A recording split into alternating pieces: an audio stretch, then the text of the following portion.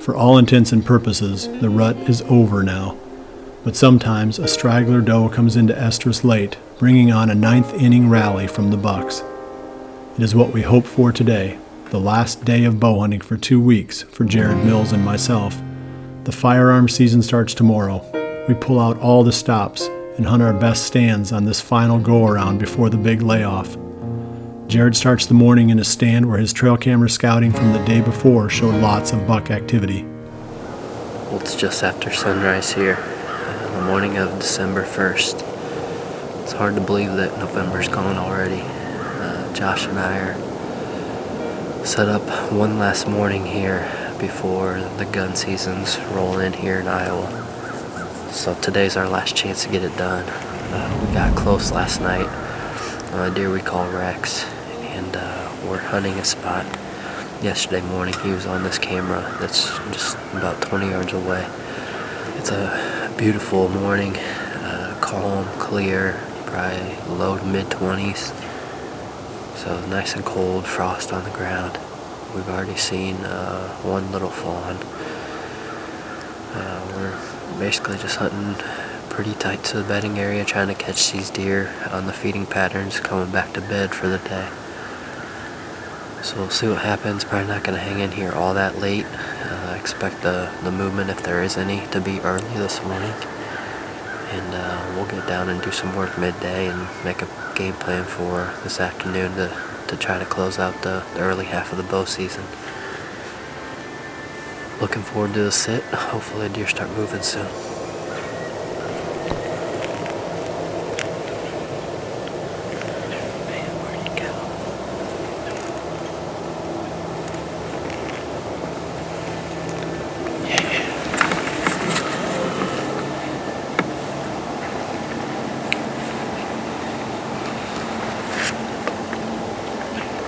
See him with the camera. Yeah. Nice.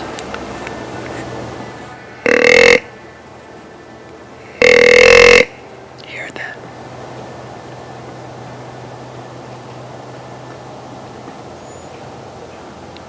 Careful of those does. He's just looking this way. He's looking towards the does, right? He's looking just like angled our way to the right.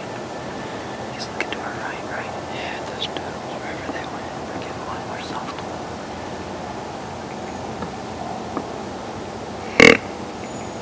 Yep, now he's looking at us.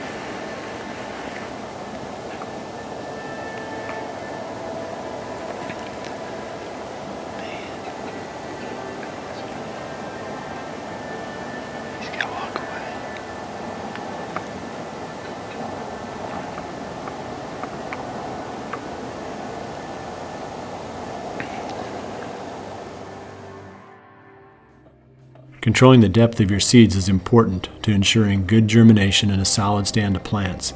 The RTP Genesis has adjustable packing wheels that regulate the depth at which the seeds are placed in the ground. Positioning of the Ozonics unit is important to its effectiveness. With this in mind, Ozonics makes several different mounting systems that you can use to attach the unit to the tree or the ground blind in the perfect position to rain ozone down on your scent stream. I take my quiver off when I'm whitetail hunting. By removing the quiver, I make the bow lighter and easier to handle in the stand, but I also reduce the side profile, so if the wind is blowing, it doesn't have as much surface area to push against. Fuse quivers are all quickly detachable, and they have convenient loops on which to hang them in the tree stand. Keeping things simple and minimizing gear is always a worthwhile goal. Nikon's LaserForce range-finding binoculars bring together the two pieces of optical hardware that most bow hunters carry to the stand. Working hard to contain cost, Nikon is able to offer the LaserForce at roughly the same price you would pay if you bought a rangefinder and a high-quality binocular separately. I have no idea.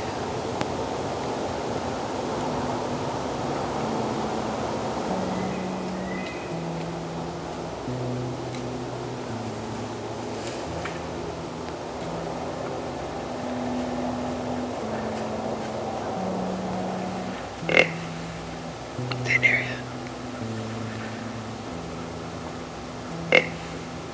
Nope.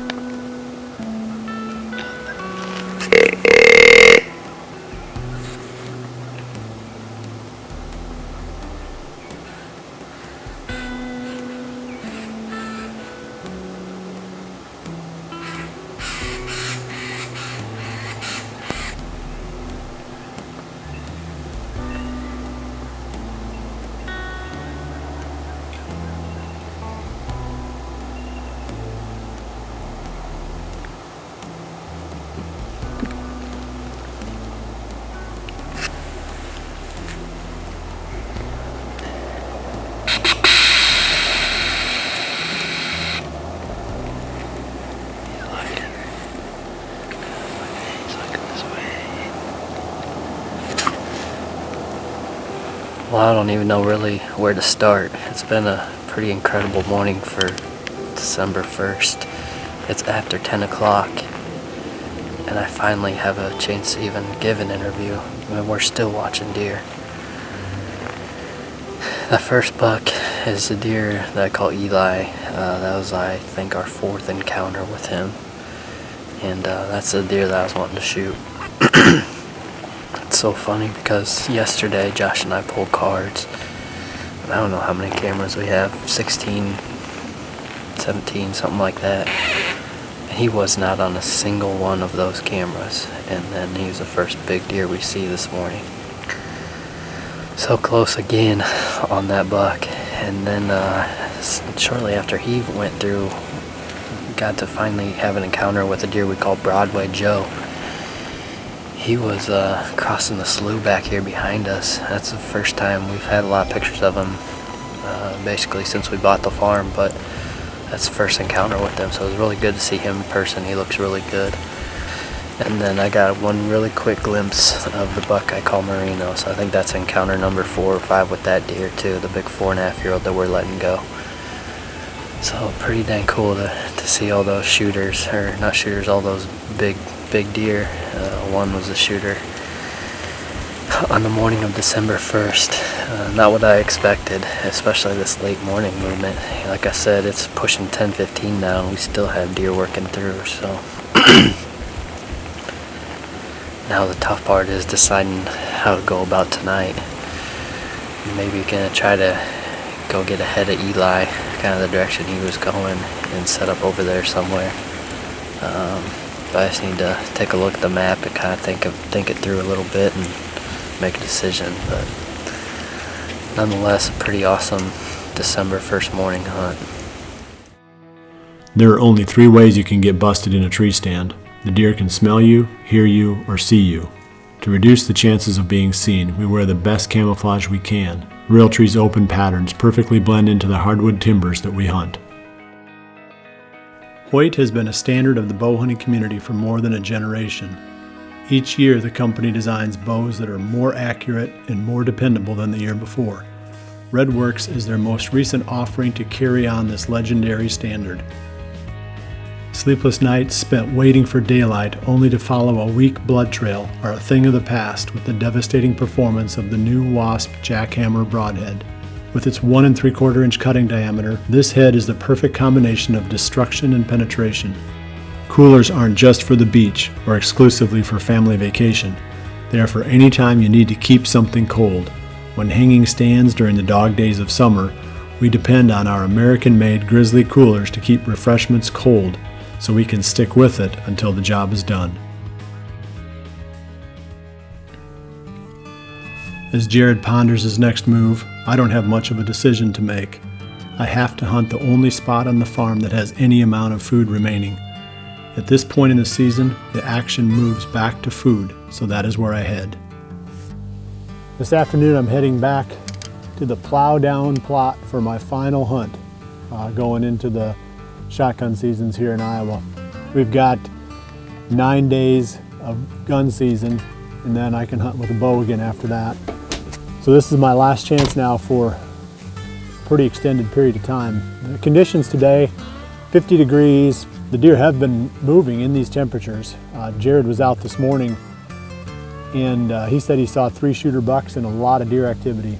And he said it didn't necessarily look like rutting activity, but he was near a bedding area and the deer were milling around on their feet for quite a long time this morning.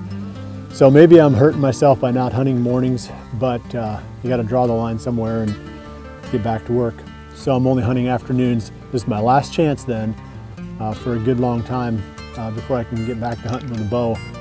Last time we went in there was 4 deer that were already out, so we're hoping we can get in there a little bit quicker and a little bit cleaner tonight.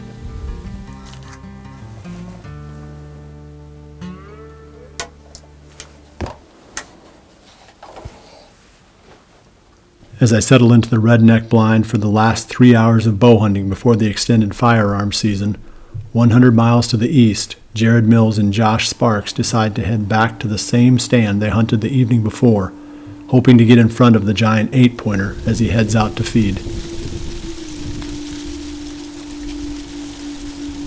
Well, it's just after 3 o'clock.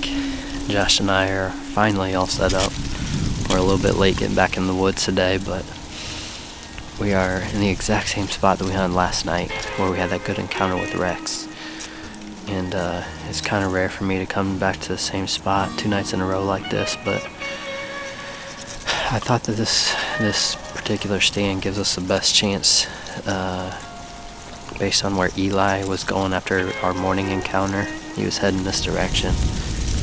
But it's the last afternoon. We're down to our last couple hours here before the gun seasons roll in, so we're hoping for a last minute miracle tonight. Rex comes in, Josh is up to bat, and the other bucks I will be, so hoping we can end the first half of the bow season on a high note.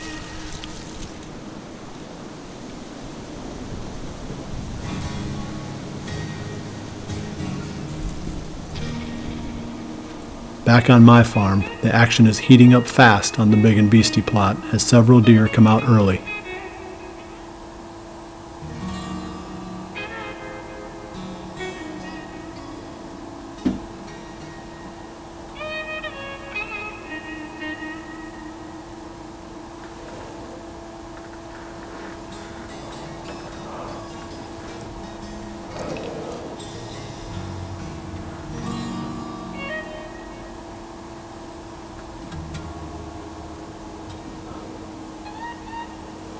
That's not the 8-pointer from up on, yes it is, isn't it?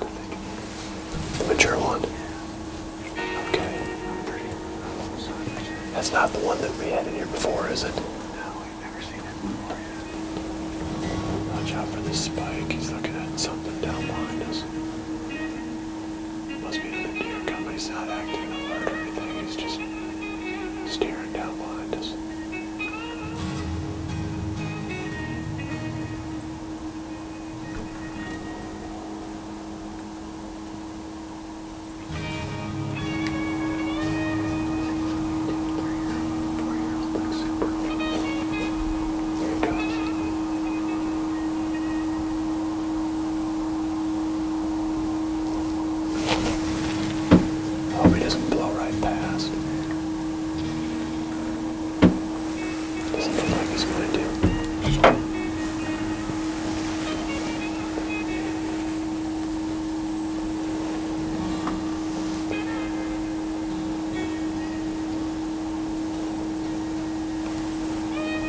I have to open that corner window.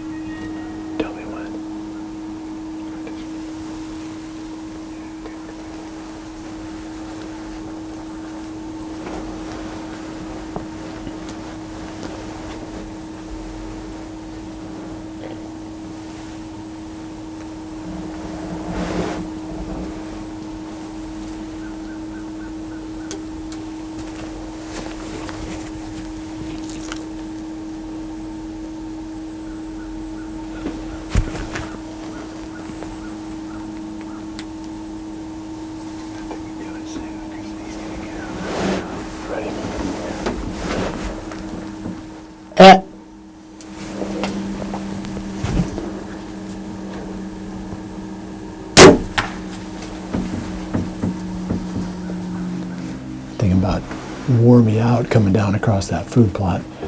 That's a deer that we've got, gosh, Drake filmed him, I bet you 3/4 of a mile from here, way back in early October. I've got a bunch of trail camera pictures of him up on Old Reliable, which is the spot where he went into last night. In fact, he was one of the deer that we would have been after last night. But we're down in the valley now, of course, below that spot. Everything was moving early tonight. I mean, that was, heck, we've got more than an hour before the end of legal shooting time. It's 4 o'clock, and he's been in here for 15 minutes already. I think that was a dead square hit. It's hard for me to tell with the way that I shoot because I don't follow the arrow with my eyes, but from what I could tell, it looked like a pretty solid hit. So, I mean, we'll probably check back and look at the, look at it on the camera just to make sure. But if it is what we think, I mean, maybe we'll sit for a little longer and try to get a doe, but otherwise we're just going to go right down there and see if we can recover that deer. Like I had mentioned here in the last couple of hunts, I'm more than happy to go after a management buck at this point in the season. Today's the last day before the gun season comes in, so hopefully he's laying right down here in this ditch. You can see him laying right across the valley.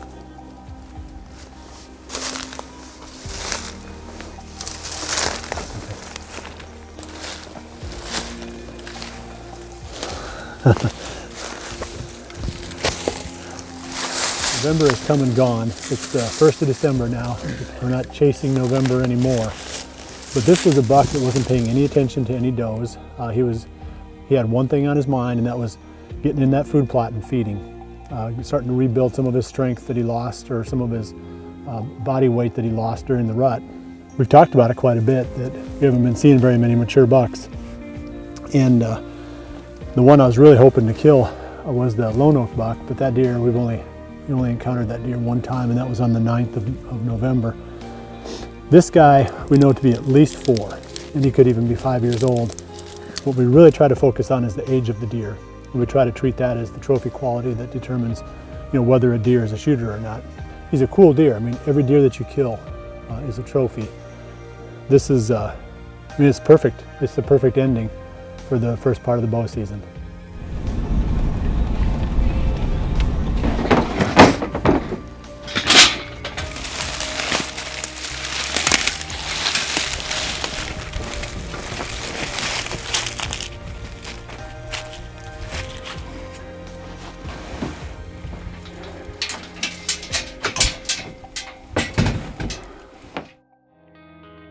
I've learned over the years that you never regret buying high-quality products.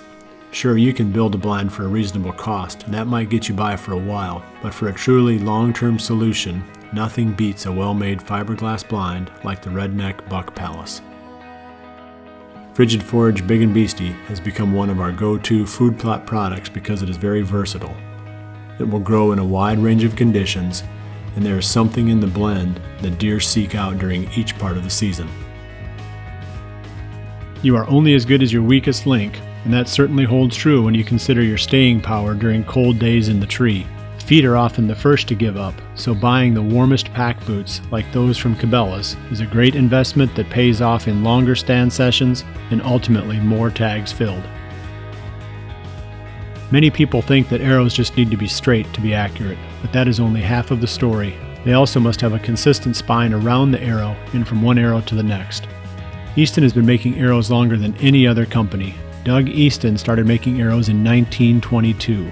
The company continues to thrive because its people understand what makes for an accurate arrow.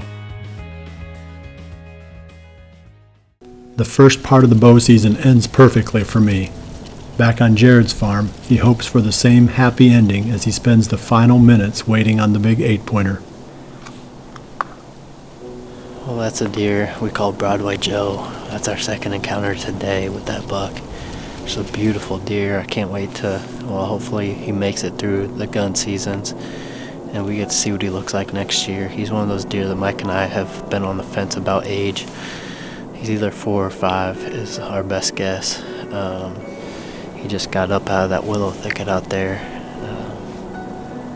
So pretty cool to see him twice in one day. That's the end of our rut hunting for another season. In review, the season has confirmed a lesson that becomes more and more obvious with each passing year. The rut is not wall-to-wall action. There are great days that coincide with special events, a late October cold front, the first few days of estrus activity, and those special days when any hot doe comes past the stand. Other than those three events, the rut can be surprisingly slow. As we head into the firearms seasons, luck becomes a bit less critical. With the benefit of a long-range tool, the hunts now end where they used to only start. It will be a nice break from the grind, a welcome change of pace. Our teams dress in orange and head to the field, ready for some much-needed instant gratification. We have paid the price of admission. If anything, we have overpaid, because there was nothing instant when we were chasing November.